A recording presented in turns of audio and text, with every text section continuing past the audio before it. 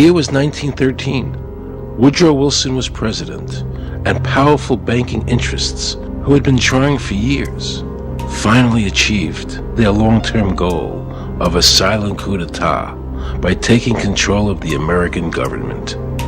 The first thing they did to accomplish their takeover was convince Secretary of State Philander Knox to lie to the American people and tell them that the 16th Amendment, the Income Tax Amendment, had been legally ratified by the states when it was not. The bankers knew that this tax would ultimately end up in their pockets.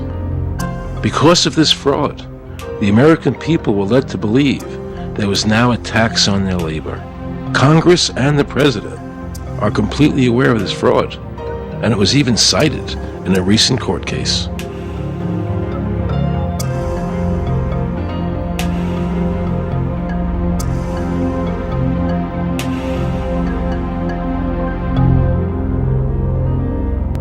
That very same year, the bankers committed their second and by far the most diabolical fraud ever perpetrated on the American people by bribing senators to pass the Federal Reserve Act without the required constitutional amendment.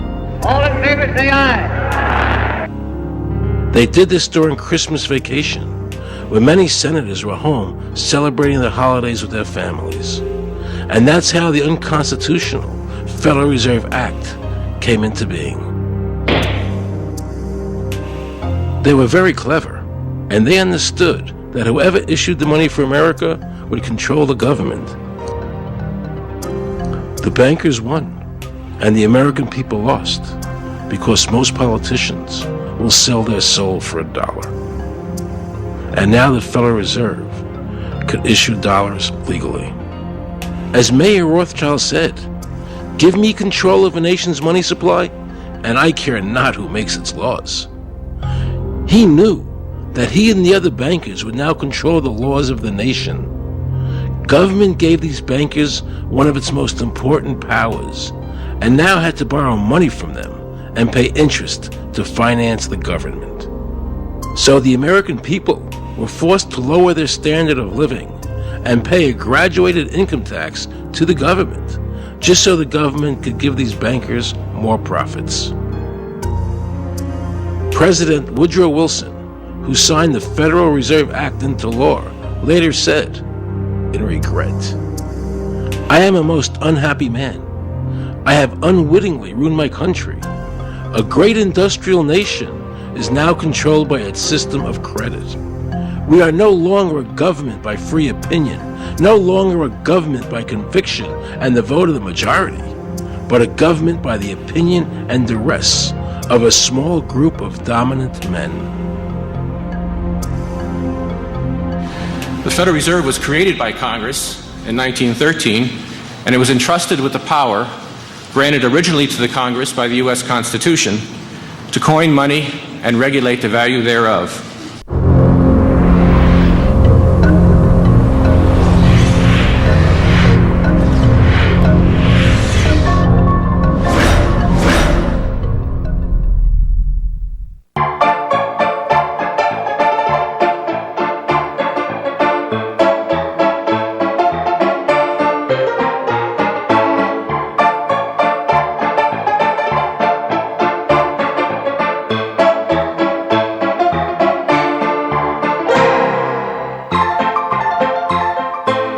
What's your name?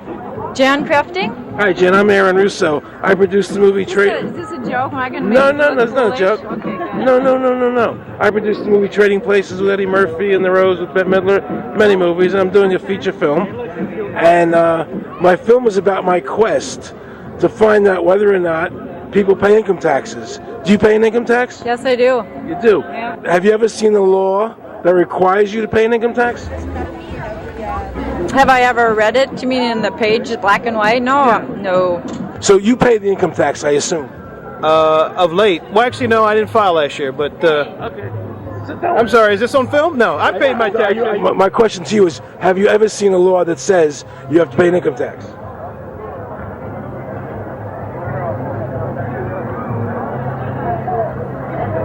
law is that guy that wears that badge and a gun. That's the one that puts you in jail. That's the law. Actually, I can't stand the IRS. They're evil. Do you have any fear of the IRS? Not really, because I'm Canadian. I think it's actually unconstitutional, is what I've heard. Right. But to avoid any hassle, I pay it. If there was no law and I wasn't afraid of them coming and taking me to jail, absolutely, I wouldn't pay taxes. Okay, then no, I wouldn't pay income taxes. It's a no-brainer. You wouldn't pay it. I wouldn't pay it. Why would anybody? Because that's what they tell us we must do, else we're bad Americans. Would you pay it? No. Would you pay it? No. Why would you pay taxes if you're an actor? The income tax is not legal because it would be a direct tax and it is not apportioned as the Constitution demands. If it's against the Constitution, then why are we doing it?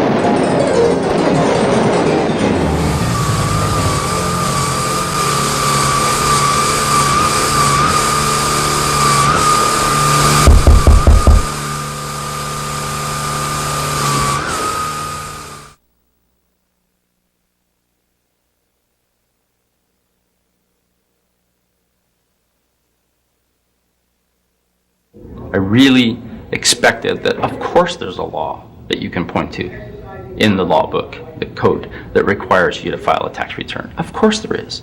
Maybe I don't know what it is right then as he was speaking to me, but sure. So naively, I agreed to go off and research it and get back to him. 3.5 months later, I was at that point where I couldn't find the statute that clearly made a person liable, at least not me and most people I know. And I had no choice in my mind except to resign. I had to leave the IRS because I presented evidence that I had accumulated indicating that the agency was violating the law and violating people's rights. And I asked the agency for a response to my sincere concerns. And the answer I got was that they would not respond to my concerns and that they would provide me with the paperwork necessary to tender my resignation. But We the People Foundation for Constitutional Education put a full-page ad in the USA Today on July 7th, 2000. And within the body of that ad was a $50,000 challenge for anyone that could show the law. And to me, $50,000 is a lot of money. So I went after that and did the research based on the fact that I thought, let's put this baby to bed. I'm hearing all these rumors. I'm going to kill two birds with one stone. I'll answer these people's questions that are asking me, and then I'll win this $50,000. And, based on the research that I did throughout the year 2000 and that I'm still doing, I have not found that law. I've asked Congress. We've asked a lot of people in the IRS commissioners, helpers. They can't answer, because if they answer, the American people are going to know that this whole thing is a fraud. I was surprised to hear these highly trained and decorated IRS agents telling me there was no law requiring American citizens to file a 1040 or to pay an income tax on their labor. I haven't filed an federal income tax return since I left. I have not filed a tax return since 1999. Approximately 67 million people don't file an income tax return. I made a decision to go to Washington so I could attend the We the People Foundation press conference. They were going to serve a class action lawsuit on the IRS, signed by over 3,000 people, because the IRS has refused to show the law that makes Americans liable to file a 1040 or to pay an income tax on their labor. I was very curious as to why the IRS refused to show the law, as it seemed such a simple thing to do. Yet I was skeptical about the Foundation's claims. There had to be a law, right? I mean, we've all been told over and over and over again that we had to pay income taxes. No answers, no taxes. No answers, no taxes. No answers, no taxes. No answers. Most people believe that the income tax system is legal and that the revenue from the tax is used in the public interest. However, there is a substantial, conclusive body of evidence that proves that our income tax system represents the most pernicious form of tyranny. It is the greatest hoax ever perpetrated by government against the working men and women of America. American citizens, along with the Foundation, have been asking the IRS to specifically provide them with the underlying legal foundation upon which they administer and enforce the personal income tax laws in our country. At the national level, when people would attempt to contact somebody of a much higher authority, say the commissioner, same kind of thing. They would get answers that were in effect non-answers. There are a group of people standing outside today who assert that no law requires you to pay taxes and that you will not answer their petition to the government as to whether they're required to pay taxes. Are they required to pay taxes? I've been paying my taxes ever since I had my first job, and I think it's a fundamental construct of our nation that those of us who expect and demand the services from our government that the government provides, be they the protection of our country through the military, or be they the education of our children, or be they the protection of our environment, that we must pay for those services.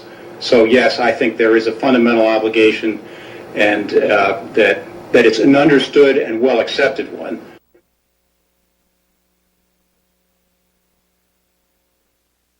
Joe Bannister and I had a meeting in the White House with President Clinton's economic advisor, Jason Furman.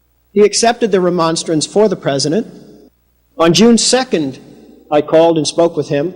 His words were, "We have decided that the issue of the legality of the income tax is not a high priority matter for the White House, and we will not be participating in any conference on the subject."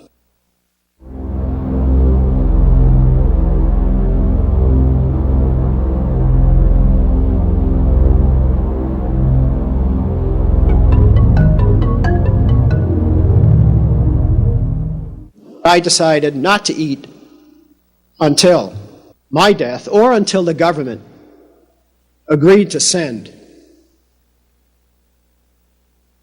their experts to meet with the experts from the tax honesty movement. And with the help of Congressman Bartlett, a deal was made.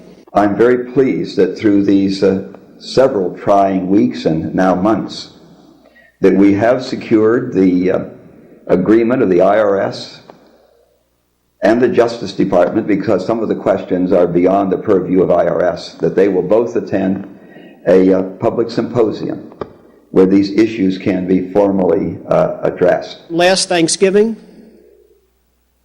DOJ and IRS notified Congressman Bartlett that they would not participate. Congressman Bartlett then waited until late January. He informed me that he would not be participating. Why do you think you've been able to get away with not paying or filing your income taxes for so long? Well, first of all, I've not gotten away with anything. I'm not hiding from anyone. I'm simply asking the IRS to show me the laws that apparently require me to do these things, and they are suspiciously reticent to answer questions from me, and of course there are millions of other people, many other organizations who have attempted to get answers. They act very suspiciously when asked to simply sit down at the table with the American people and discuss what their obligations are. Rather than pulling up a chair, they pull out a club. As a matter of fact, David K. Johnston of the New York Times asked Terry Lemons of the IRS, why won't the IRS answer the questions set forth in the petitions from the American people? Mr. Lemon's response was, the government is answering the questions through enforcement actions in the courts. This is a very chilling remark on the government's use of brute force instead of civility and logic. The federal government itself refuses to provide the American people who are coercively being subjected to this extraction of their private property without any underlying legal justification. There is no law that requires the average American worker in the private sector to pay a direct, unapportioned tax on their labor and compensation for services. There is no law. The march will stop in front of the IRS building. They are now going to serve a class action lawsuit on the IRS. Very courageous.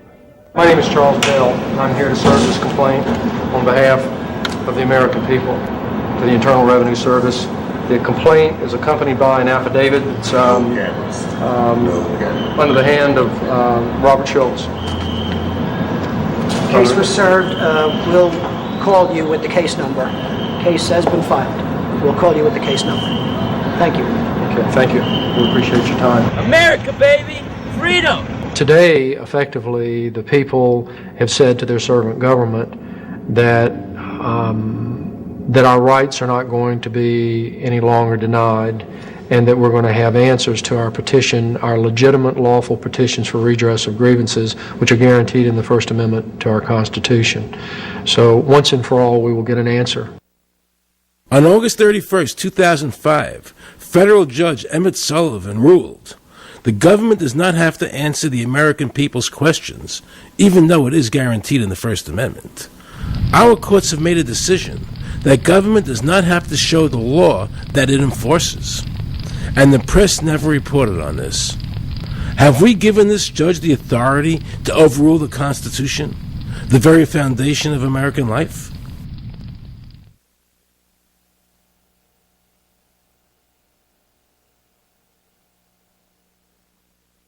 I believe that in both spirit and substance, our tax system has come to be un-American.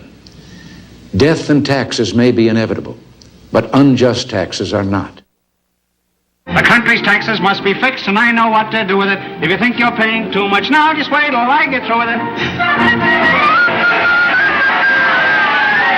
Now, Mr. Hanley, I'd like to ask you something. What does the government do with all the money we give them in taxes? When President Reagan was elected, one of the first things that he did was appoint a blue ribbon panel of business people headed by Peter Grace, and is commonly referred to as the Grace Commission. And their job was to research all the various areas of the federal government and make a report. One of the quotes from the Grace Commission is, 100% of what is collected is absorbed solely by interest on the federal debt. All individual income tax revenues are gone before 1 nickel is spent on the services taxpayers expect from government. If we pay the salaries of the congressmen and the senators, we're supporting them, aren't we? Well, yes. Yeah. Well, then why can't we list them as dependents and deduct them? We've been brainwashed. People have been told, that you need this income tax system to fund government, which is absolutely ridiculous. I mean, my question is, well, if that's true, how did we fund government from 1776 to 1913? The main purpose of the income tax is not to raise revenue, but to redistribute wealth and to control society. And a lot of people might say, well, gee, if there wasn't an income tax, what would happen to education? They don't understand that education is paid for the most part, out of state and local taxes, your property tax. People might say, well, how are we going to build and maintain our highways? If there's no money coming into the government, we need our highways. There is a tax on every gallon of gasoline that people buy. Proceeds from the income tax do not pay for highway construction. The amount of money that we spend on defense is exactly equal to the amount of corporate income tax, which is quite legal and quite constitutional. I think we should not want the income tax for several reasons. One is that it is the instrument of totalitarianism. It is the means by which the government can manipulate people and put you into a condition of servitude. Every year you give the federal government a form that says, here's how all my money worked. If you lie, you could go to prison. So you're required to give them a financial statement that under, the force of law could put you in prison if it's not impeccable, right? And under the law, they're supposed to do the same. They're supposed to give you back a financial statement that says, here's what we did with your money. Except you comply and they don't. In fiscal 99, the Department of Defense had 1.1 trillion of undocumentable adjustments.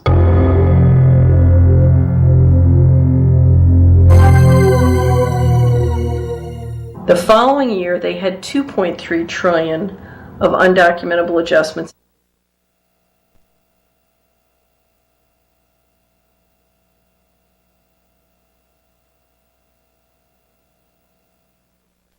I decided to call the IRS. I spoke to Anthony Burke in Media Relations. He was very nice to me, and I explained to him that I was an award-winning film producer and that I was doing a documentary on the IRS. He seemed a bit stunned by this, then explained to me that Commissioner Everson nor anybody else would go on film to discuss the income tax. But he did say he would call me back. I thanked him for that, but I couldn't help wondering, why was the government making it so difficult for people to see the law? So I decided to bring my crew down to the IRS building to see if I could find some employees to interview. And here's what happened. I said you can't film me, that's it. Who are you to tell me I can't film here? What's the law? Just tell me where the law is that says that. Can you show me the law that says I can't film here? Is America a free country? I told him they couldn't film here, and he's asking 9 million questions. I told him that's a federal government law. Hey, I told him he couldn't film here. He's telling me he's a citizen and all that, so... I couldn't film him, I'm saying, where's the law that says I can't film here? And I'm asking another question, sir. Then Homeland Security showed up, because I was such a threat to Washington. You got a driver's license? Yeah, I do. Put that away for me. After convincing Homeland Security I really wasn't Osama bin Laden, I kept wishing the IRS would allow me to interview somebody. Why wouldn't they show the law? What were they so nervous about? I began to have a frightening thought. What if it was our own government we had to be afraid of? With that disturbing thought in my mind, I went to see a group of tax experts. You can look through the statutes and look for the law that requires you to pay. And when you do that, you can't identify a law that requires the average person in America who earns a wage and works in private business to pay an income tax. The Constitution allows for two kinds of taxes.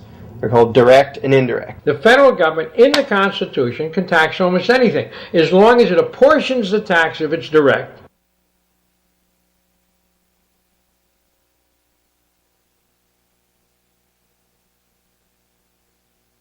The indirect tax is, for example, an excise tax. I can avoid the excise tax on gasoline. I can choose to ride my bicycle. I can avoid the excise tax on tobacco. I can choose not to smoke, or I can grow my own tobacco.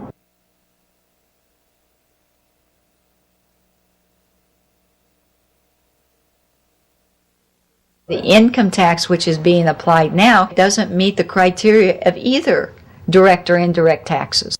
The IRS claims that in 1913, the 16th Amendment, the Income Tax Amendment, allowed the government a third form of taxation.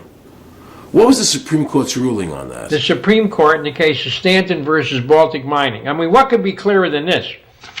The provisions of the 16th Amendment conferred no new power of taxation. The Ruschauer case also said that the 16th Amendment did not impose any new taxes and did not change any of the taxing restrictions of the Constitution. There were also several other major Supreme Court cases in that same period from 1916 up until about 1923. Stratton Independence versus Hobart, Southern Pacific versus Lowe, Bowers versus Kerboat Empire, Burnett versus Harmel, Doyle versus Mitchell. It's actually very simple. Congress tried to enact an income tax in 1894. The Supreme Court said that's unconstitutional.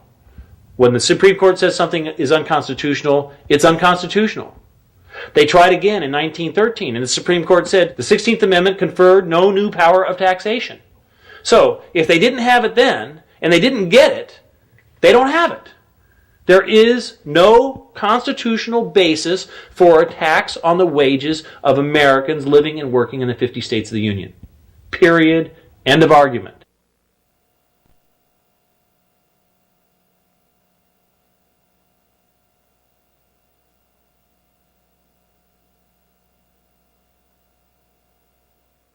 I have a letter here from Daniel Inouye's office of the United States Senate that says, based on the research performed by the Congressional Research Service, there is no provisions which specifically and unequivocally require an individual to pay an income tax. Period. End of story. There is no law, and to date, nobody has been able to show that there is a law for the average American citizen working day in and day out to pay an income tax. The definition of income in the Constitution was given in the Eisner versus Macomber case, and it turns on gains or profits that are made from some activity. Doyle versus Mitchell, 247 U.S. 179, 1918. Here's what he said. The idea of gain or increase arising from corporate activities. In other words, it doesn't mean wages, it doesn't mean dividends, it doesn't mean alimony. It means a gain or a profit arising from corporate activity.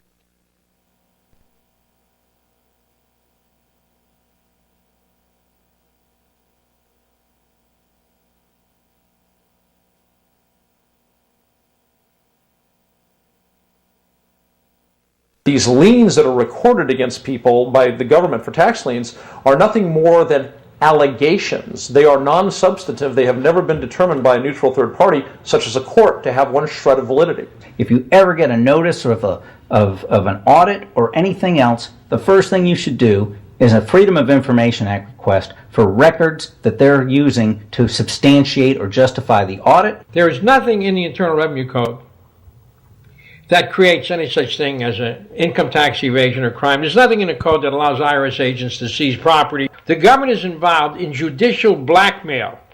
The government knows that if it legally seizes somebody's property, that person doesn't have the funds and he can't even get a lawyer who can help him. I conducted investigations in the Title 18, the Criminal Code, the U.S. Criminal Code. And in there, the statutes and the regulations are very specific as to what's violating the statute. In the Internal Revenue Code, Title 26, there's nothing specific in there. I mean, even the FBI feared the IRS. You have to understand that an agency which will unlawfully impose a tax that doesn't exist is not going to care. If we, the people, don't know what our rights are, they're not going to tell us. If Americans just learned that the IRS was actually knowingly deceiving them, that would be enough for them to rise up and put a stop to it. This small booklet includes the Constitution of the United States, the Bill of Rights, the Declaration of Independence. This is a document that every citizen should read. It's a document which freed an entire nation. This is the Internal Revenue Code, and this document, and the unlawful application of this document by the Internal Revenue Service has enslaved the nation that this document attempted to free.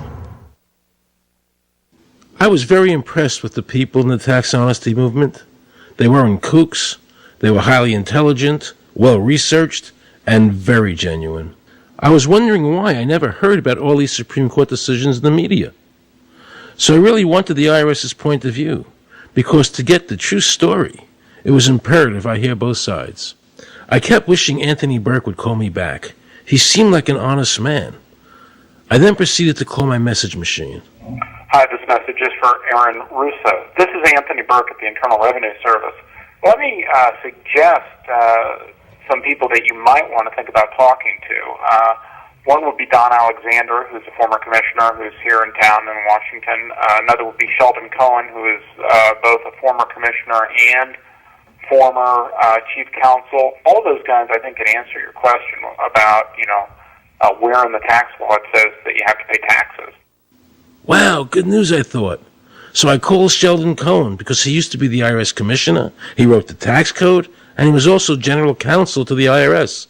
He is a true expert, and I couldn't find a better person to answer my questions. He graciously agreed to my interview. The reason I'm doing this documentary is because there are many people in America today who believe that there's no law that requires them to pay an income tax or file a 1040. And there are many people going to jail for it, fighting over it. The Internal Revenue Code is authorized by the 16th Amendment. I think it should be clarified. I think government should be transparent to the people. Why doesn't the IRS commissioner sit down with them and just explain it in clear English? Why? I don't think they really care. I think they're just playing word games. You don't think they're sincere people? No, I don't think they're sincere people. What does voluntary compliance mean? And why does the IRS code say it's voluntary to comply, not mandatory? That's a word euphemism we use. We use voluntary compliance when we talk about traffic signals. Most people at 2 o'clock in the morning, do you stop at a red light? Yeah. Is there a cop there? Well, sometimes I don't. Well, I do, and most of us do. Most of us do. Right. But that's voluntary compliance. That was a complete perversion of logic. Traffic laws state that it is mandatory to stop at a red light. The IRS code says it's voluntary to comply. Mandatory and voluntary are the complete opposite of each other. Yet he wants us to believe that they mean the same thing.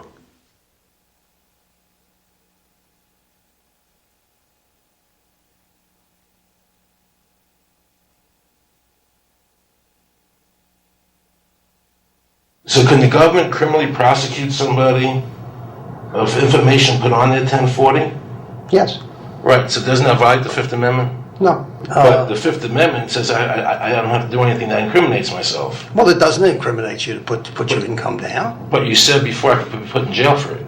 The commissioner wants us to believe that although the IRS demands that you fill out the 1040 and you can go to jail for it, that they are not violating your Fifth Amendment rights of self-incrimination. That is absurd. Isn't it true that the word income is not defined anywhere in the Internal Revenue Code?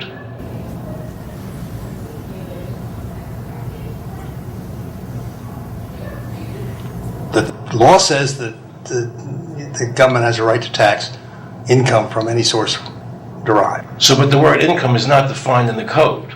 It just says income without a definition of what income is. That's right. Correct? Yeah. But there are many different kinds of taxes. Well, how can an American citizen know what income is if the code doesn't define it? If they're paying an income because tax... the courts have all defined it. Do you remember what constitutional attorney Edwin Vieira said? The definition of income in the Constitution was given in the Eisner versus Macomber case, and it turns on gains or profits that are made from some activity.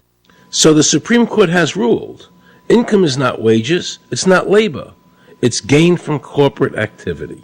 I believe that a man's labor is his private property. That's your view, but it's not the law. The Supreme Court's even said your labor is your private property.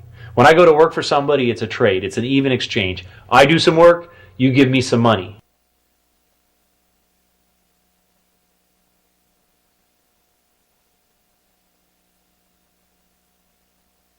In 1916, we had the Bruce-Shaber case and the Stanton case. And the Bruce-Shaber case and the Stanton case said that the 16th Amendment gave the government no new taxing power.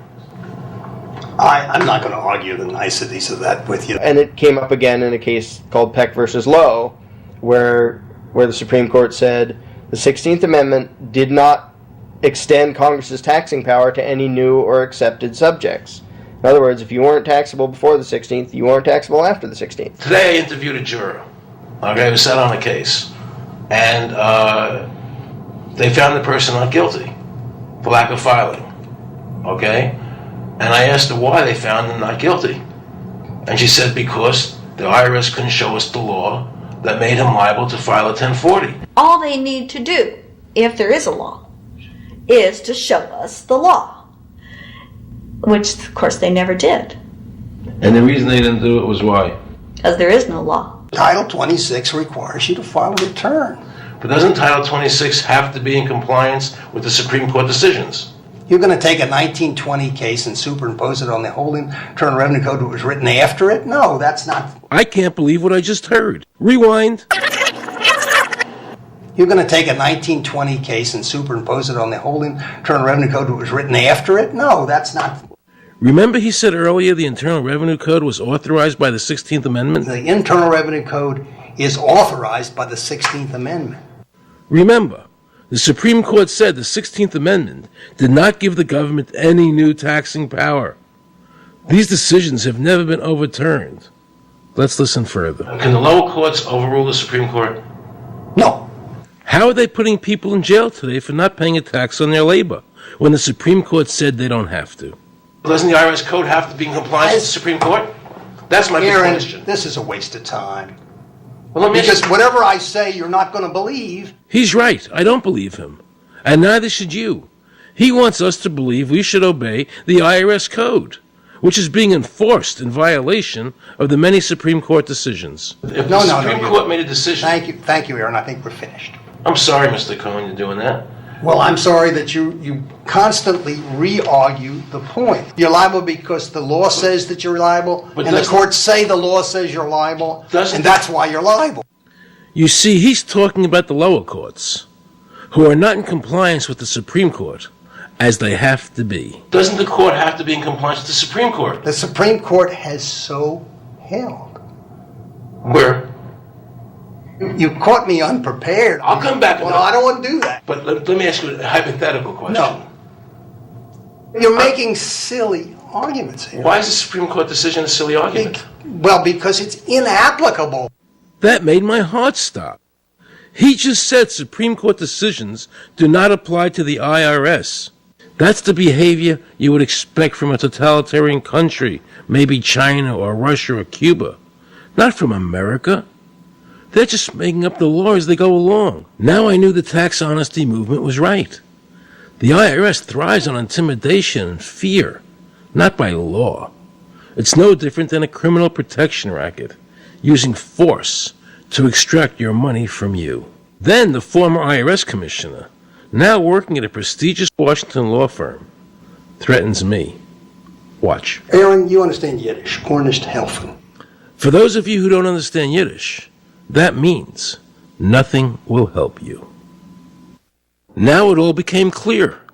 I understood why the IRS wouldn't go on camera and talk about where the law was. I understood why all the senators I called refused to be interviewed. There is no law. And now you know what our political leaders and the courts have known for decades and have tried to cover up. The United States Constitution strictly forbids a direct, unapportioned tax on the wages and salaries of American citizens. The United States Supreme Court has consistently ruled that the income tax is a tax on profits and gains, not on labor and wages. On behalf of the American people, I challenge the IRS to show me a statute that allows a direct, unapportioned tax on the wages and labor of the American people. And if I'm wrong, I will give my most humble apologies to the IRS. If the IRS is wrong, and there is no law, then every person who's been jailed should be let out of jail immediately, and any assets seized should be returned to their rightful owners. If this is a nation of laws and a free country, then the IRS should show the law to the American people. I felt an overwhelming need to understand why juries were finding innocent people guilty of not filing a tax return when there was no law requiring them to do so. So I went to talk to Marcy Brooks, a juror who used her common sense and did not allow the judge to railroad the jury into a guilty verdict.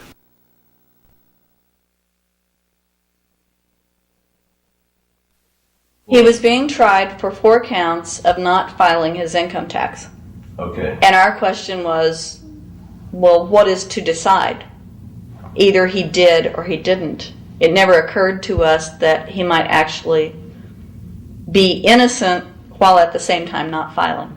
In the federal government, it is not a felony not to file taxes. Finally, they said, okay, if we're going to get this guy, we're going to have to put it in the state. They called up the IRS agent, Agent Craner. Craner? Yeah. Robert Craner? Mm-hmm. This is Ken Doherty. He's also an investigator with the Illinois Department of Revenue.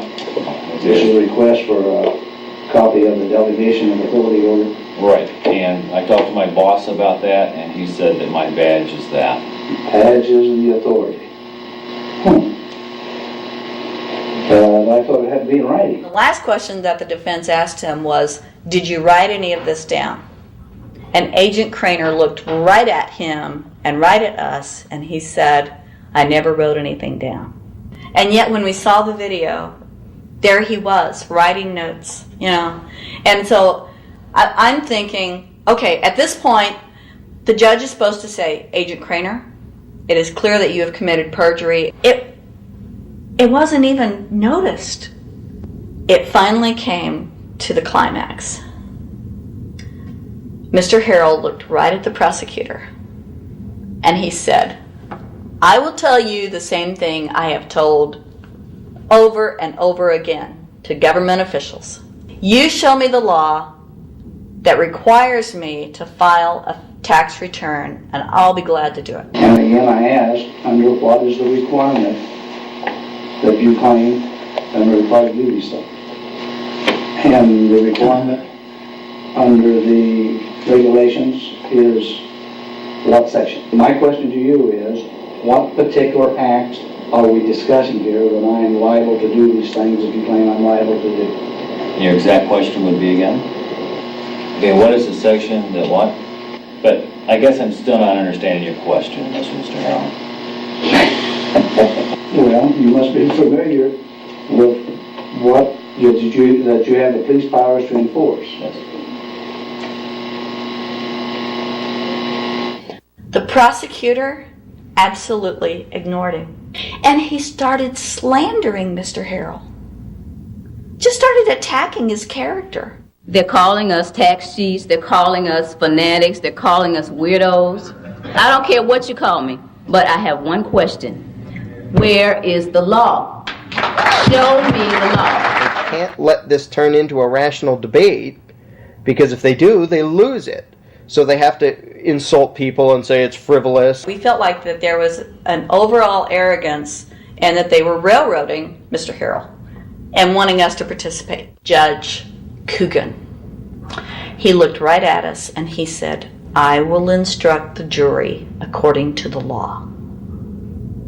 We were sent to deliberation. The judge promised us that he would give us the law.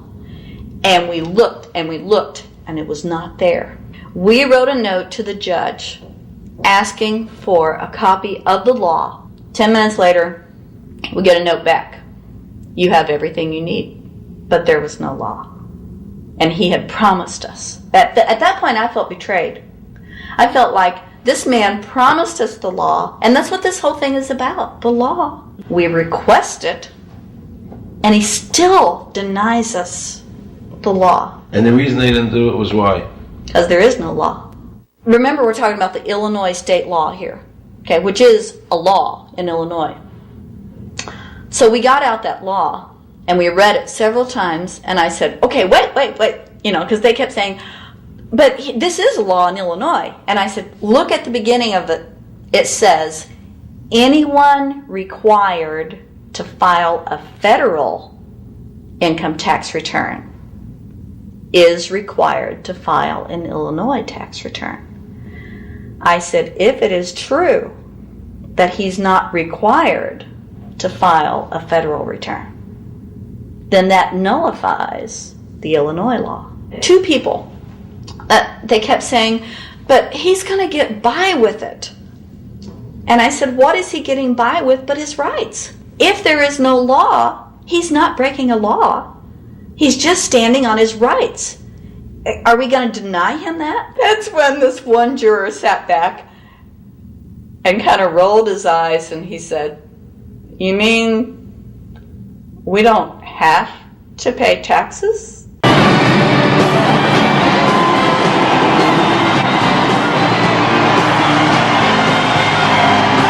All of a sudden we realized that this trial was much bigger. And the ramifications of this trial were going to be so broad if it actually got out. I mean, it's like we had just discovered this great government secret. And so when we came out for the delivering of the verdict, the judge was, I'm sure, even at this point, I'm sure he still thought we would give a guilty verdict. And the reason I say that is because of the look on his face when the first not guilty was read. His face just turned white. I mean, it's like, I don't believe this. The second time, you could hear people out in the audience, just in the courtroom, just going, wow, and the judge is just getting red in the face. I mean, he was just livid. And the judge got up and left. Yeah. I sat there and I thought, this truly is a victory for the people. And I have never felt more patriotic. And I knew that we had done the right thing. I looked at that man, Mr. Harrell, and I thought, the system might not work all the time, but this time, for that man, it did. In November 2004, the government arrested former IRS criminal investigator Joe Bannister. They charged him with fraud for telling the American people the truth about the income tax laws. The jury obviously agreed with Joe. Well, it just showed Mr. Bannister to be honest and straightforward and working within the law. Vernice Kuglin, a Federal Express pilot, claimed there was no law requiring Americans to file an income tax. She also won in court. 24 people were criminally charged by the IRS because they claimed there was no law requiring them to file an income tax return. The fact is that neither the judge, nor the prosecutor, nor the IRS could bring that statute in there because it's not in the books. The jury came back with an acquittal for everyone. When the matter is put to the test, which means in terms of court and enforcement action, there is a 100% success rate in shooting down these arguments. The mafia has a code and they follow it, and it's a code of honor. But the IRS has no code of honor.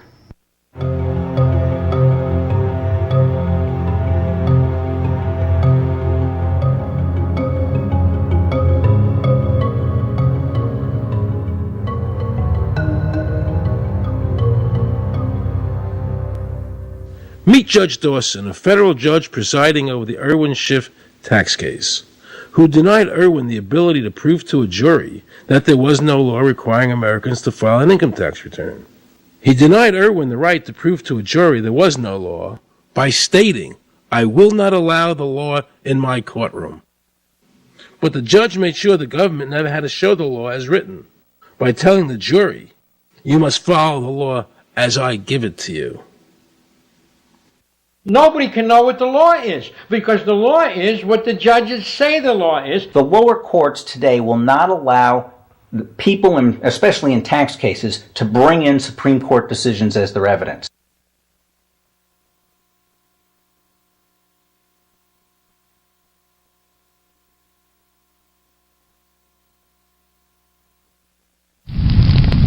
Here we have a federal judge railroading an American citizen by saying Supreme Court decisions are irrelevant. And again, nothing from the press defending our freedoms.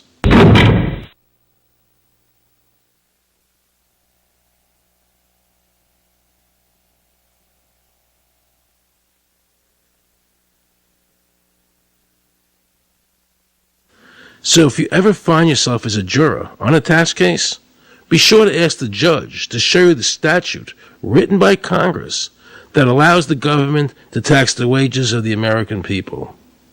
If the judge can't show you the law, then how can you possibly, in good conscience, convict someone and destroy their life?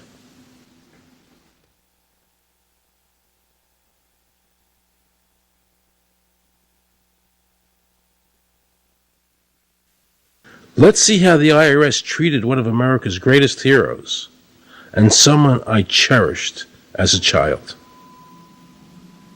Joe Louis was an American icon. Victorious in his first 27 fights, the Brown Bomber quickly rose to heavyweight champion of the world. His 1938 knockout of German Max Schmeling, who represented Hitler's Aryan ideal, earned him the admiration of millions of Americans. Is watching carefully. Louis nudges him right to the body, a left hook to the jaw, and Schmeling is down. The count is 5. Right after Pearl Harbor was bombed, Joe had a title fight where he donated his fee to Navy War Relief. Well, I'm not working for nothing. I'm working for my country, and I think that's about the greatest piece of work that anybody can do. Well, I certainly agree with you for that, but you're turning over an awful lot of money. Well, we all turn over a whole lot for this country at this time. Joe volunteered for the segregated army and defended his title while in the service, this time donating his normal fee to Army Relief. I'm only doing what any red-blood American would do. Since the checks were in Joe's name, the IRS taxed him on their full amount, even though he never saw a penny of it. At the end of the war, Joe was awarded the Legion of Merit.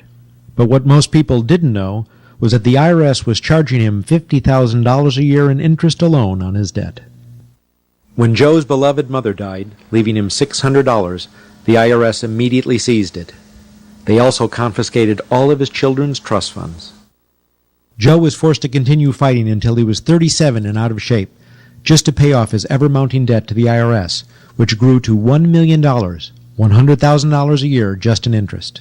At the end of his life, Joe was forced to become a greeter at a Las Vegas hotel just to make ends meet. It was a shameful thing to see a man like him, great fighter, great human being, being humiliated and destroyed in this manner, because after all, when you owe Internal Revenue money, no matter what you have, they take away from you.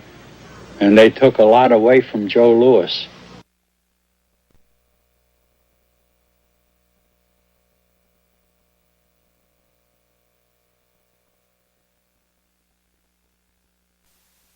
I made a decision to drive to Virginia Beach from Washington because I had heard stories about two law-abiding families who had been brutalized by the IRS. They were falsely accused by their bookkeeper of being drug smugglers and tax cheats. And incredibly to me, without any investigation, the IRS proceeded to raid their place of business and their homes, even though they had done absolutely nothing wrong. On Saturday morning, 4 different raiding parties proceeded to raid 4 locations on a Saturday, the day before Easter. I was the manager on duty, and I was up in the deli, and people came through the door. How many came in the door? Maybe about 15 or 20 people. 15 to 20 Yeah. armed agents. With dogs, with guns. They made me get everybody in the, they went in the kitchen, they went in the deli, they went all over the whole restaurant, told all the customers, took forks out of their hands while they were eating their breakfast and told them they had to leave. I got the frantic call from Edie. And she said, something wrong. So anyway, I jump out of bed and I immediately run to the shower. I'm in the shower, and the next thing I know, I hear my son yelling, "Dad!" I went like this, and boom, I'm slammed against the door and I fall down with the gun in my head. And they're like, "Where's Scotty Miller?" And I'm like, "Dad!"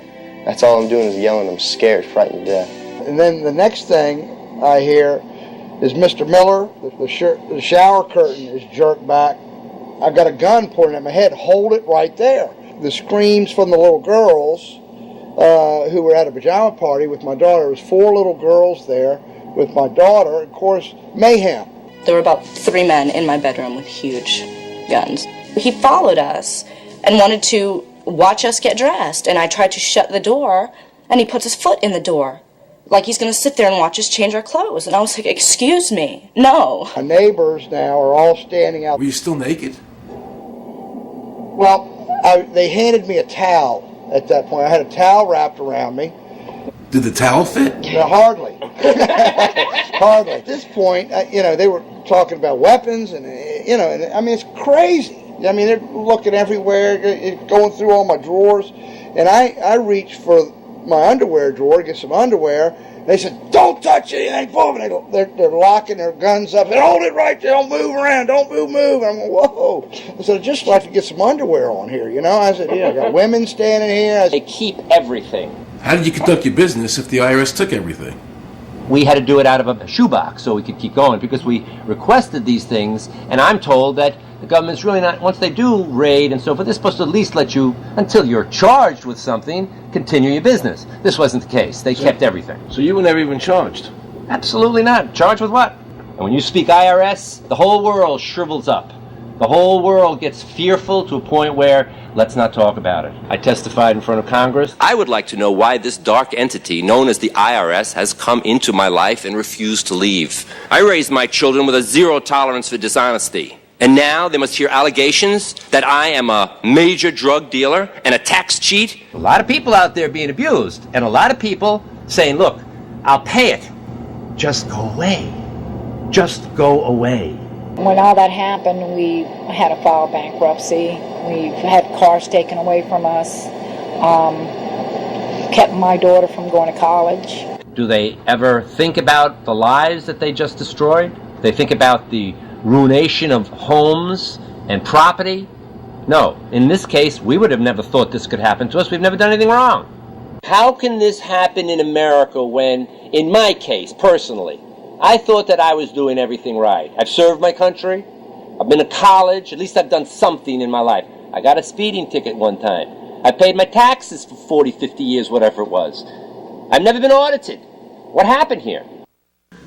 I had this really uncomfortable feeling in the pit of my stomach as I was thinking to myself, how did America transform itself from being a truly free country with a servant government where our individual rights were protected by our Constitution to being a country that talked about being free but really wasn't? The change started when the Federal Reserve came into existence and America adopted one of the major planks of the Communist Manifesto by bringing to America this central bank. The very same people that backed the Federal Reserve System also backed the graduated income tax, a second plank from the Communist Manifesto. Do you know that the Federal Reserve is a private bank and not a government agency? No, I wasn't aware of that. It's a private bank? That would scare me quite a bit. What if you learned that the Federal Reserve makes money off the taxes you pay? How would you feel about that? Angry. Like I'm feeling right now. I would feel cheated by my government. I'd be angry. It kind of sucks. They're pretty much in control of everything. I decided to drive back to Washington to see Dr. Ron Paul. He had been a congressman for over 20 years. I had met him previously in 1998 when I was running for governor of Nevada, and I knew him to be an honest and sincere man, and I thought he'd be very helpful in letting me know what the future holds for the American people. Who owns the Federal Reserve? It's secret, and we can't find out what's happening. But the Congress created it, and it's not authorized in the Constitution. The government borrows money from a private corporation using the name Federal that prints United States on it, and then it pays back to the Fed, which is owned by private banks. We don't know who all those private banks are. The money that the government is paying back to the private bankers is the money that comes from you and me. Why in the world would the American government borrow money and pay fees on it when it has the authority to make the money itself interest-free? The Federal Reserve is no more federal than Federal Express. I've never seen a full list of ownership for the Fed. I don't think anybody has. The government works for a private bank, and the private bank works for its owners, the true masters. People talk to me about, the issue of Republican versus Democrat, as if they don't get it. And I say, look, here's the way you get it. It's organized crime. All you do is you call the Republicans the Genoveses, and you call the Democrats the Gambinos. The people at the top, they treat it like a crap game, like it's their crap game, like they're making lots of money. Occasionally somebody at the table shoots each other, but the moment anything threatens their crap game, they all unite to protect it. They're both controlled by the same financial, economic, and corporate interests. Once the banks get into the picture and they form a partnership with the government gives them the legal power now to create bank-issued money backed by the coercive power of government to require everybody to accept that bank money. In the course of the last century, they have converted this nation from a nation of independent freeholders to a nation of employees. And they're just one step away from being serfs. Most people spend the great bulk of their money for taxes, interest, and inflation. And all of that money goes to these two groups that comprise the cartel and their partner, the federal government. It's not a coincidence. So if Congress used its legal authority to shut down the Federal Reserve System, the American people would be much better off. Government should create, issue, and circulate all the currency. Creating and issuing money is the supreme prerogative of government and its greatest creative opportunity. Adopting these principles will save the taxpayers immense sums of interest, and money will cease to be the master and become the servant of humanity. Abraham Lincoln. Young people today are conditioned practically from the cradle on up to think that credit is a wonderful thing. You don't want to damage your credit. You want to do what you can so that you can go to the bank and get a good loan. There are no people who own their own property, who own their own houses, who own their own business, who finance their own business. They're only debtors. The average young person today has no concept that he's being drawn into a web, a trap. Like he's in the feudalist system, only he's going to like it. He's going to think, this is wonderful. I got my new red Corvette, and I'm in debt for the rest of my life, but I'm looking good. A decision was made. Let's get all the debt up, let's move the jobs abroad, and instead of re-engineering your skills, we're going to dumb down America, and so the middle class will disappear. Really what most of the people in this country have become is food for the debt machine. When a person borrows money, it puts a noose around their neck and makes them servant to the lender, which is exactly what the Federal Reserve System is designed to do. And now our Congress, so dominated by the banks, is helping them to entrap people even further by passing new bankruptcy laws, making it more difficult for the people to declare bankruptcy and get a fresh start, while at the same time allowing the banks to charge very high rates of interest. This is the way the Democrats and Republicans, working with the banks, legally enslave the nation. Credit card industry is a huge political contributor. And unfortunately, a certain number of...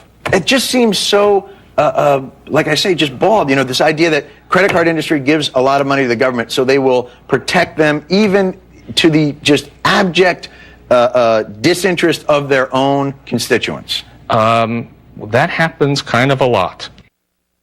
The board of directors of the Federal Reserve System is chosen by the president from a list prepared by the bankers themselves. The process of finding a Greenspan replacement is ongoing and is being managed by a small group of people responsible for coming up with a list of nominees. It's important that whomever I pick is viewed as an independent person from politics. If the American people ever allow the banks to control the issuance of their currency, the banks and corporations that will grow up around them will deprive the people of all property until their children wake up homeless on the continent their fathers conquered. Thomas Jefferson. So the Federal Reserve is actually an illegal entity functioning within government. It's illegal, and what we have given to this so-called agency is the authority to counterfeit money. Do you have any points of view about the Federal Reserve and how the Federal Reserve operates? They just enter something on a computer. Oh, you need 20 billion today. Here's 20 billion, but they got that out of thin air. It came out of thin air, it goes to the Treasury then pays the bills. So it's no different than monopoly money.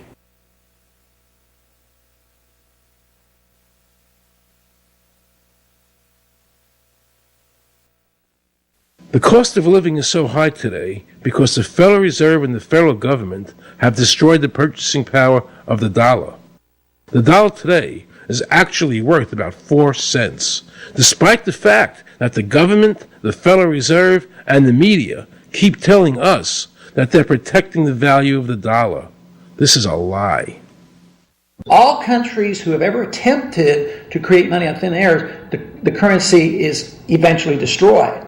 Why did we give a monopoly of creating money out of thin air to a private corporation? The result is exactly the same as if someone were picking your pocket every year, because that's exactly what they're doing. Originally, paper was a receipt which is used as evidence that the money exists. Over the years, of course, the government has disconnected the paper from the actual tangible substance, which is money. So now we have a piece of paper which is evidence of nothing. In the past, people were able to take their receipts, the paper, to the bank and get the real money, the gold, in exchange for the receipt. This limited the amount of money that could be printed, thereby protecting the purchasing power of your savings. You don't have to worry. That's good because I work 3 jobs and I feel like I contribute. You work 3 jobs. 3 jobs, yes. Uniquely American, isn't it? I mean, that is fantastic. In the absence of the gold standard, there is no way to protect savings from confiscation through inflation. There is no safe store of value. Gold stands as a protector of property rights. Alan Greenspan, before he went to work for the Federal Reserve System. Now Alan Greenspan and the other central bankers want you to believe that the receipt, the paper, is the real money. This is nothing more than sleight of hand. It's a magician's trick. Because for them to maintain control over the government and the people, they have to convince you that this paper is really money. Because that is the essence of their power and our powerlessness to maintain control over our own government.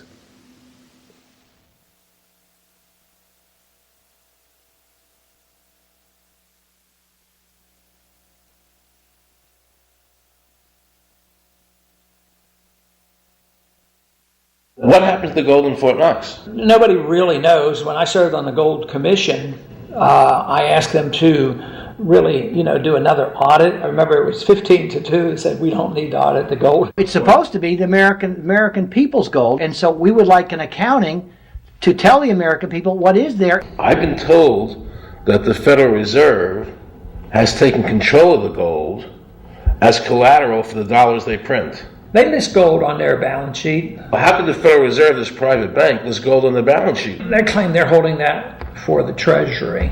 So that puts private bankers in control of the American gold. They could have taken all of America's wealth. That's a possibility. Shouldn't the Congress stand up and say, where is the American people's gold? They're not audited. They control the money of America, and it's not audited? There is no audit. Oh, wait a second. Doesn't the Federal Reserve work underneath the Congress? Congress ignores their responsibility to do any oversight. The president really has no control, nor does the Congress have any control over this cartel. It just has the appearance of control. In the final analysis, the Federal Reserve bankers, with the help of the Democrats and Republicans in Congress, have swindled the American people. They have taken the true wealth of America, the gold, and given us a piece of paper in return. And again, not a word from the press. These frauds are going to continue until Congress is no longer intimidated by the Federal Reserve bankers, and Congress uses their legal authority to shut down the Federal Reserve System and to stop this loss of our freedoms. Is there a law that requires people to file a 1040? Not explicitly, but it's certainly implied. Well, implied by force. Yeah. But is there a law? I can't cite a law, no. I cannot. But, if they think it's the law and they have all the guns, it's an authoritarian approach. Well, yeah, but that's authoritarianism. Yeah. That's not a country run by law. Do you think America is going deeper and deeper into becoming a police state? And if so, in what ways do you see that as a congressman? Yeah, I think we're moving in that direction because there's not much we can do without permission. The absence of a police state is that people are free, and if you don't commit crimes, you can do what you want. But today, you can't open up a business, you can't develop land, you can hardly do anything. You can't go to the bank, you can't go to the doctor without the government knowing what you're doing. And they talk about medical privacy, that's gone. Financial privacy, that's gone. The right to own property, that's essentially gone. So you have to get permission from the government from almost everything. And if that is the definition of a police state, that you can't do anything unless the government gives you permission, we're well on our way. This is something that people eventually, I hope, will get sick and tired of and say, enough is enough. I sincerely believe the banking institutions having the issuing power of money are more dangerous to liberty than standing armies. Thomas Jefferson. You must understand the Federal Reserve is a cartel made up of the major banks in America, and they are the ones that are running the show, not the federal government.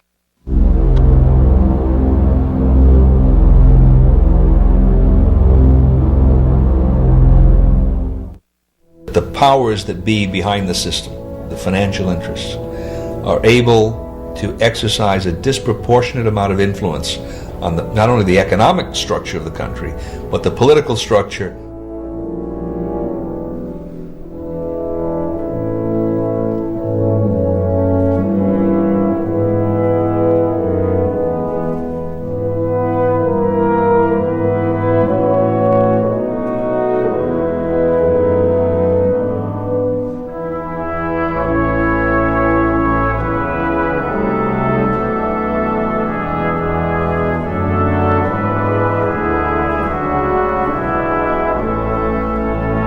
This would be like the ultimate reaching of government into our personal health lives, which would be unbelievable. And not even our government, some, bureaucratic, diffuse, multinational, secretive government.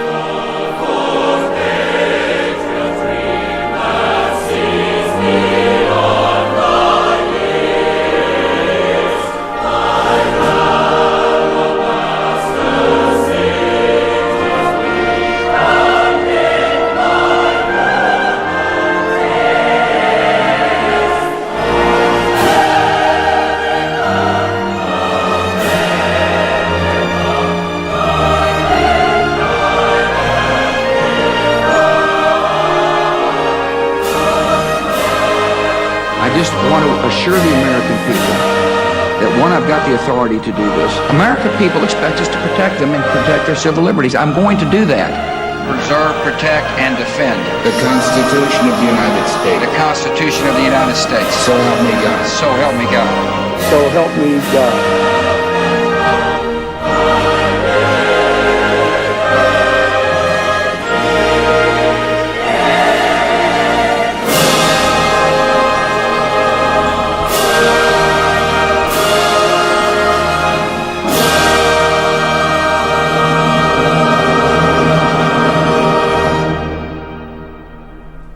What happens if your own government is using more force and more coercion on its own citizens for the purpose of achieving its political ends? Is that government engaged in terrorism?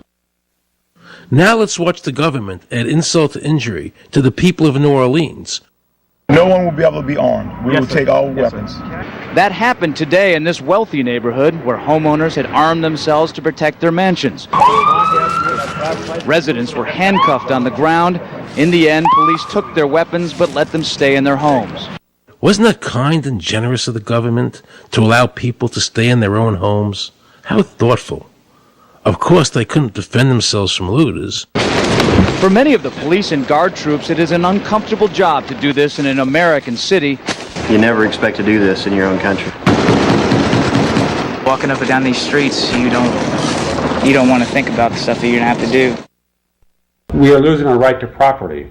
The government is getting more pretexts to seize it, using the power to confiscate it with eminent domain. The asset forfeiture laws have proliferated. It's easier for the prosecutors to come in and make an accusation against you and confiscate your property even though they have no evidence that you've done anything wrong. Guilt or innocence doesn't really matter that much because it's very convenient for the government. Unfortunately, what is being sold to the American people today as Americanism, if you peel off the label, you find so much similarity to what we were fighting against when we were fighting communism and Nazism and fascism. The government's now putting a national ID card together and they want checkpoints. We will be carrying our papers, and they have recommended there'll be checkpoints throughout the country. Isn't that what Nazi Germany did that everybody in America was against? Papers, please. May I see your papers? May we see your papers?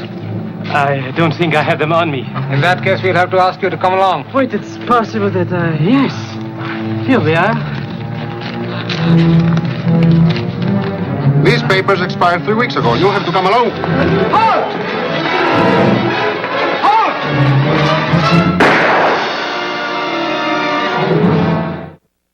The new legislation, the national ID card is in it. It takes 3 or 4 pages to describe, and it will be connected with our driver's licenses. The states will be instructed on exactly what they have to do. Social security numbers will be used. Some type of a physical proof, such as fingerprints or retinal prints, have to be on it.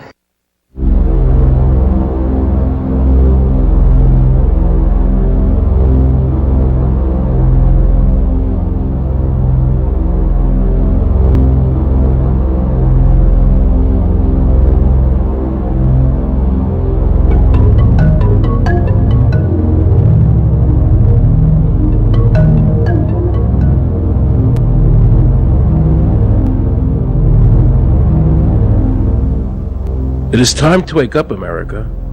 These ID cards are not about defeating terrorism, but they are all about controlling the American people. I arranged an interview with Catherine Albrecht, a leading authority on the RFID chip. Her book entitled Spy Chips is the definitive book on this subject. I wanted to find out just how dangerous these chips are to our liberties. RFID is a technology that uses tiny computer chips the size of a grain of sand or even smaller, hooked up to miniature antennas to transmit information about items at a distance. Back in 1999, Procter & Gamble, Gillette, and MIT got together to find a way to commercialize this technology and make it small enough, make it efficient enough, and make it low cost enough to, essentially, their dream is to put one of these tiny computer chips on every physical item manufactured on planet Earth. The latest technology for identifying people at the point of sale, for identifying people when they make purchases, is actually the implantable chip that you can actually embed directly into human flesh. It's a tiny glass capsule about the size of a grain of rice. It contains an RFID computer chip with a coiled antenna, and it can transmit information also at a distance.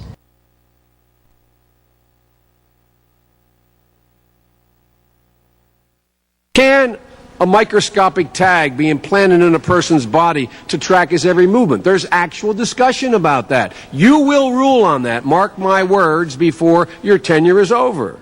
Homeland Security folks, the Department of Defense, and others have expressed an interest in being able to more closely monitor the U.S. populace. And one way to do that, of course, would be being able to determine who buys what and where they take those things.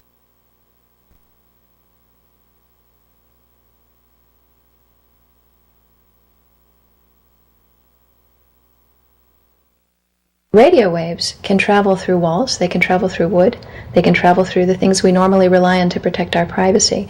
For example, your purse, your backpack, your pocket, anything you're wearing or carrying. Kraft Philadelphia cream cheese has been tagged with RFID and sold to consumers, as have Mach 3 razor products and other Gillette razor products, without the knowledge of the consumer. One of the tiny chips could actually even be the dot on the letter I on the back of the fine print on a package that you purchased. They were talking about having reader devices in every airport, on every bus, on every train, on every port, on every dock. One of the most worrisome applications of RFID are proposals to put them into cash, meaning that you would be able to track every banknote, where it had been, who it had been issued to, and create, in essence, an audit trail. That would essentially take away the anonymity of cash that we now enjoy today. The ATM machine itself, as the money came through the roller device, would be reading each number, and they would know who you are because, of course, you identify yourself at the bank before you take money out. And down the road, when you go to pay at a major retailer, it would also be possible for them, as they're putting the money into the cash drawer, to simply feed it through a little reader device. It would go in, it would tag that number and transfer possession from Aaron Russo, say, to Walmart. Once everything you do is tied down to a single number and there is no longer the ability to pay with cash, then all it takes to render you a non-citizen is to simply turn that chip off. You will no longer be able to really participate in any function in society, including buy food. So through the implementation of the Federal Reserve System, the American citizen has gone from being a private individual who had real money, gold, in his possession that was private, to a citizen who has no privacy because all money is now being digitized. They can deduct whatever amount of money they want out of your digits whenever they want. They can trace you whenever they want. You'll be at their mercy. God forbid we allow this to happen in America. This is absolutely Orwellian. I mean, it's talking about Big Brother looking over your shoulder at absolutely everything you do, every purchase you make, every place you go, every company you interact with. All of that would be reported back potentially to the government.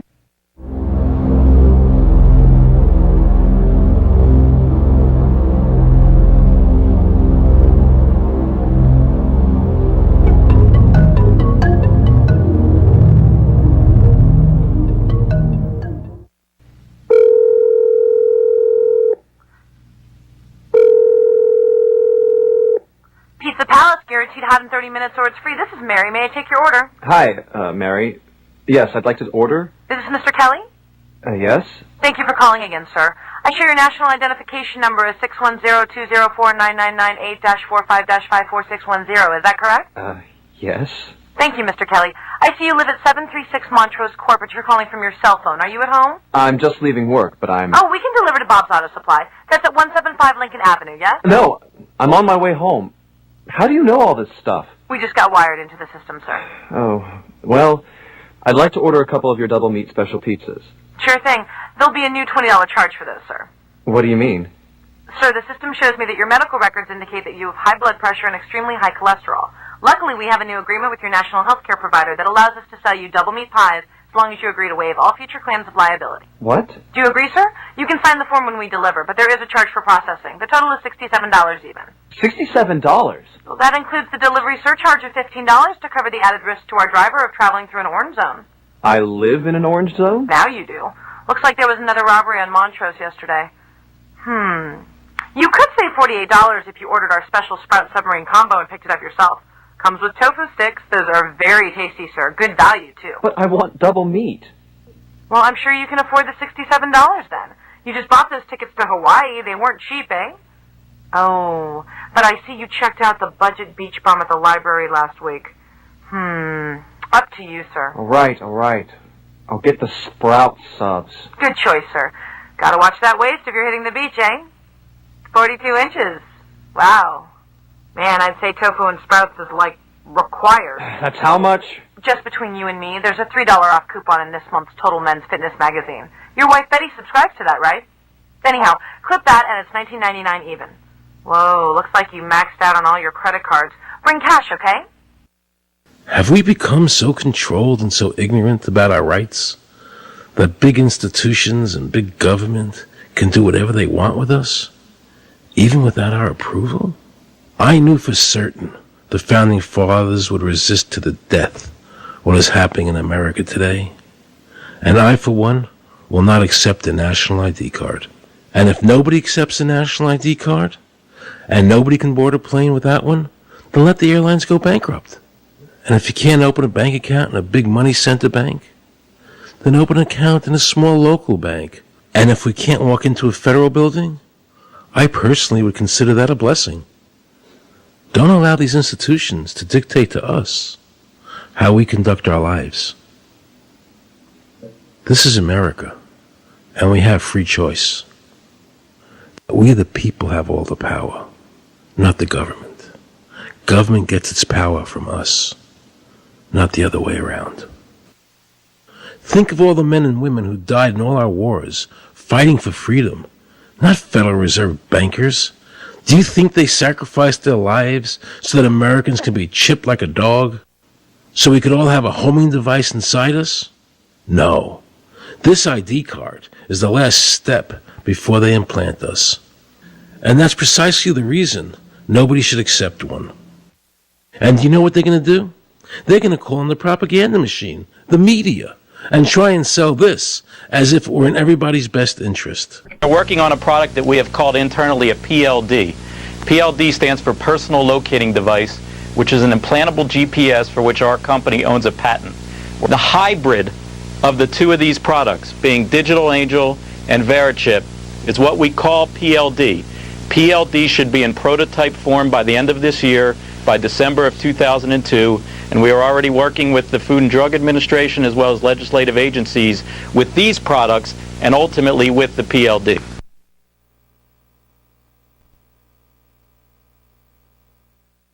We have a Florida family who are really pioneers in a brave new world. They have volunteered to be the first ever to have microchip identification devices implanted into their body. After 9/11, I was really concerned with the security of my family. I wouldn't mind having something planted permanently in my arm that would identify me.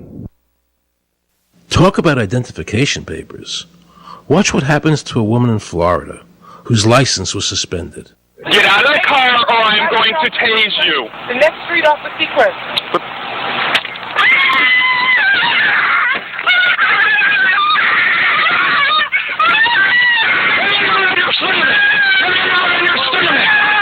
On your stomach. Do it now. Put your hands behind your back. Do it now. Do it now or you're going to get tased again. Do it now. Do it now. On your back. Put your hands behind your back. Put your hands behind your back. I can't. Sure you can't. Come here. Ow, ow. Oh, got it. You got blood on your Oh, my God. You tased me and you handcuffed me? Yep, you're under arrest. For what reason? Your license is suspended. All the power is in the people. And to the extent that government becomes alienated from the people, does things that people don't want, power is transferred until you finally come to a police state, totalitarian state, whatever word you want to give it, where the desires of the people really have no consequence. They go out and they vote. Doesn't make any difference which candidate they elect. I'm a programmer. I worked for NASA, worked for ExxonMobil, worked for Florida Department of Transportation. Mr. Curtis, are there programs that can be used to secretly fix elections? Yes. How do you know that to be the case? Because in October of 2000, I wrote a prototype for President Congressman Tom Feeney at the company I worked for in Oviedo, Florida, that did just that. And when you say did just that, it would rig an election? It would flip the vote 51-49 to whoever you wanted it to go to and whichever race you wanted to win. And would that program that you designed be something that elections officials that might be on county boards of elections could detect? They'd never see it. So how would such a program, a secret program that fixes the election, how could it be detected? You would have to view it either in the source code or you'd have to have a receipt and then count the hard paper against the actual vote total. Other than that, you won't see it.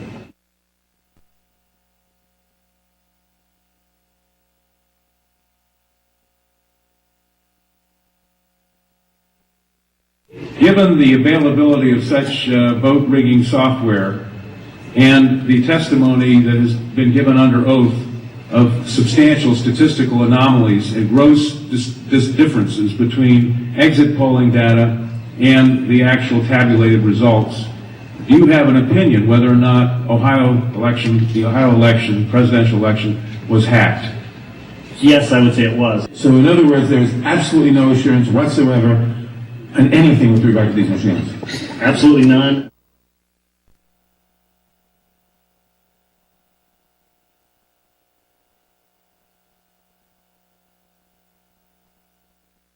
Anybody who trusts an electronic voting machine should have their head examined.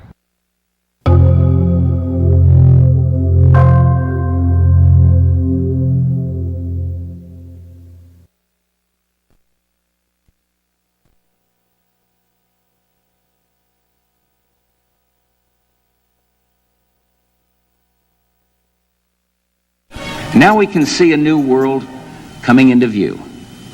A world in which there is the very real prospect of a new world order. The New World Order will be built, an end run on national sovereignty, eroding it piece by piece, will accomplish much more than the old-fashioned frontal assault. Council on Foreign Relations. We shall have world government, whether or not we like it. The only question is whether world government will be achieved by conquest or consent.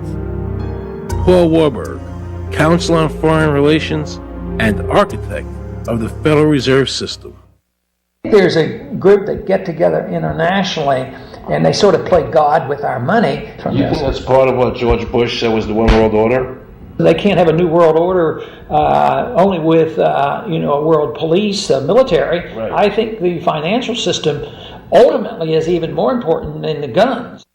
The central bankers of the world are working together to create a one world government, a global police state as sinister as anything George Orwell ever wrote about, where every person on the planet Earth will have an RFID chip implanted, where the bankers and the governments can monitor every transaction you make. A chip in everybody would be the universal monetary system par excellence, because there'd be no escape from it, and you'd be totally under the control of those who issue the electronic impulses in that chip.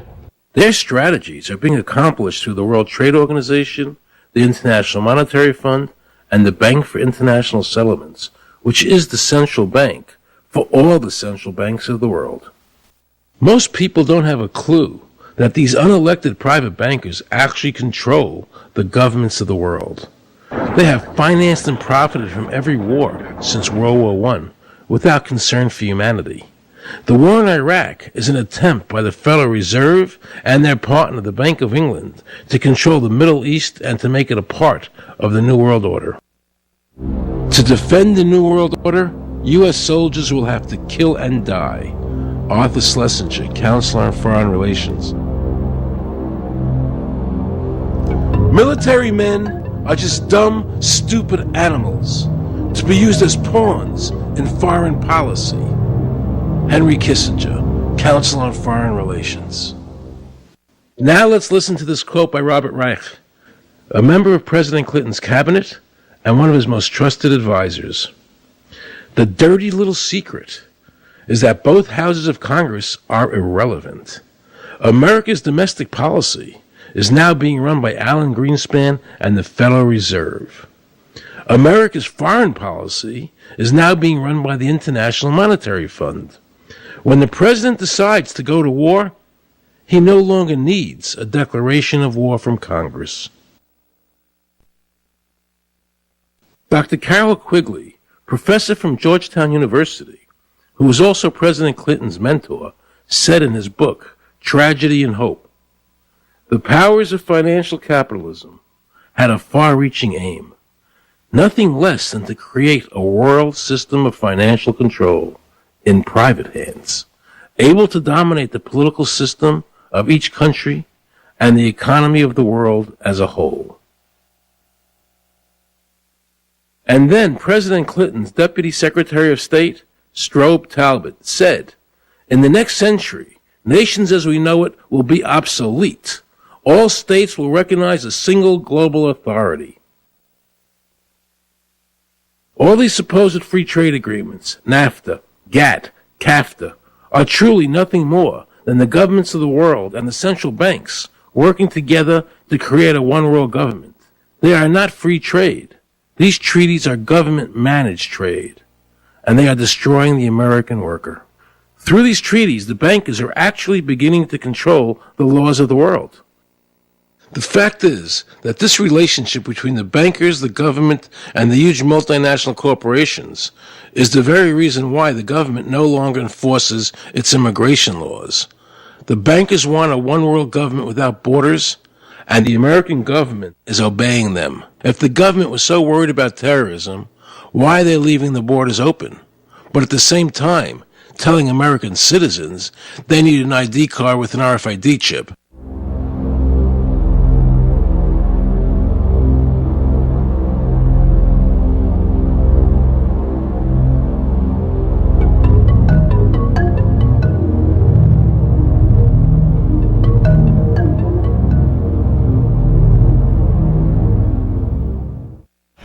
Bush administration's open borders policy and its decision to ignore the enforcement of this country's immigration laws is part of a broader agenda. President Bush signed a formal agreement that will end the United States as we know it, and he took the step without approval from either the U.S. Congress or the people of the United States. Bill Tucker reports. The Security and Prosperity Partnership of North America sounds benign, hardly like a policy that critics call NAFTA on steroids. It's a deal that few have even heard of. It's being done again by very few people at the very top on behalf of the investment class, but the working class of people, political officials across our country, from communities, from cities and so forth, they don't know anything about this. Yet it was agreed to by Mexico's President Fox, Canada's Prime Minister Martin, and President Bush in 2005. Administration officials counter their critics by saying everything about SPP is on the White House website. And they say the partnership is not a treaty, but more of an outline of priorities between the United States, Mexico, and Canada. Still, some wonder why there haven't been public discussions about the goals being pursued. You know, I was asked the other day about whether or not I really thought the American people had the stomach to stand up and stop this nonsense, this direction from a group of elites in absolute contravention of our law, of our Constitution, every national value. And I hope, I pray that I'm right when I said yes. But this is beyond belief. Look what happened in Europe. The people that voted down the European Constitution wanting each country to stay sovereign. Yet the private central bankers are pushing the governments forward to make this Constitution happen, even though the people voted against it and clearly do not want a world government nor one European government.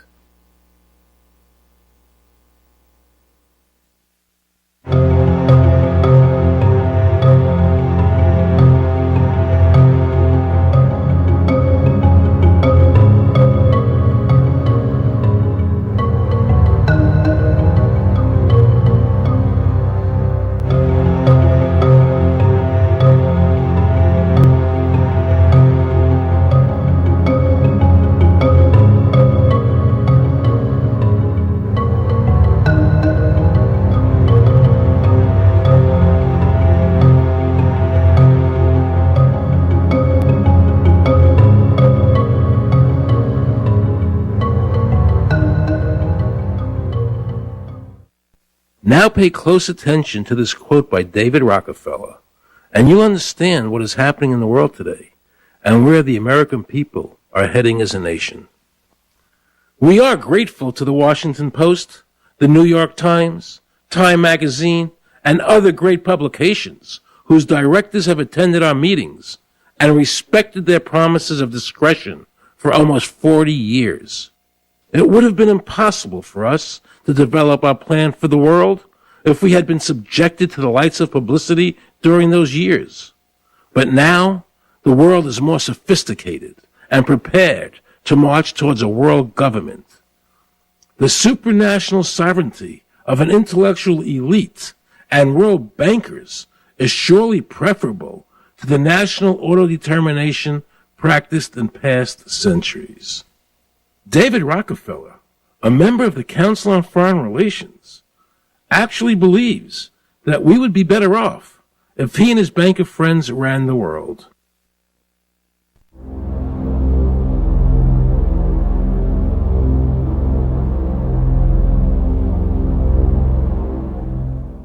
Benito Mussolini had a great quote about fascism. He said that fascism should be called corporatism more properly because it's the perfect merger of power between the corporation and the state. That's how he defined fascism.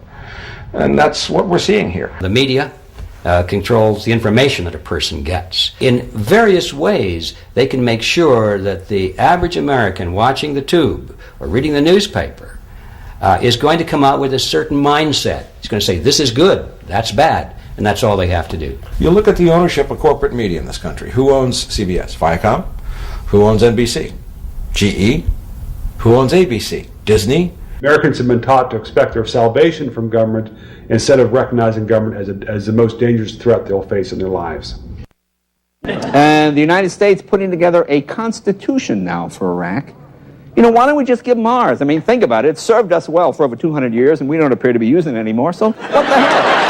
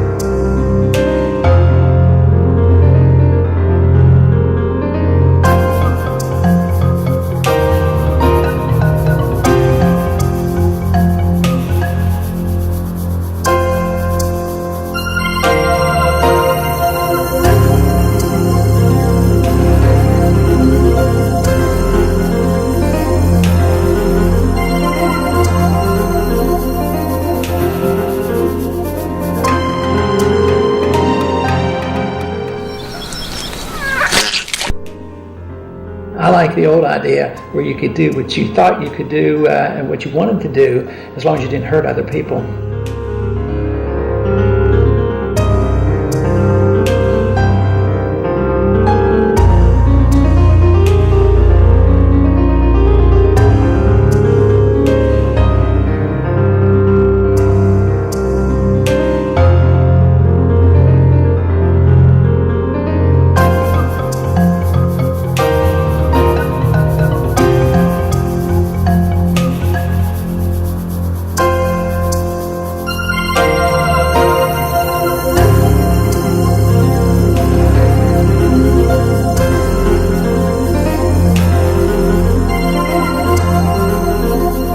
I think that the ultimate choice that's being presented to mankind is that it's time to either evolve or perish. Grow up or die. Become adults. Act like adults. Take some responsibility.